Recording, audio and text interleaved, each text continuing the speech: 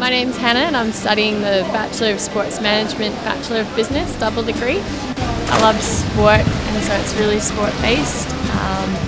It's a really small course, there's only about 10 of us double degreeers and so we're all pretty close. I found the transition to UB really easy. The nature of the course and the people it attracts meant that it was really easy to get straight into it and make new friends, feel comfortable in the classes. I got a lot out of the mentor program in my first year. I found it really beneficial and I wanted to be able to help, so that's why I decided to become a mentor. You can really see how it makes new students feel more comfortable with the uni. I play representative soccer for the Ballarat Lady Devils. We train twice a week and play games on Sundays, which is a really good outlet on weekends to relax and that social aspect of team sports.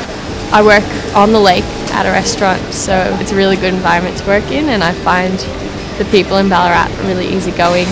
I spend my days basically looking at this really gorgeous scenery. I've moved back to Ballarat from Geelong to do this course, and I've really enjoyed moving back.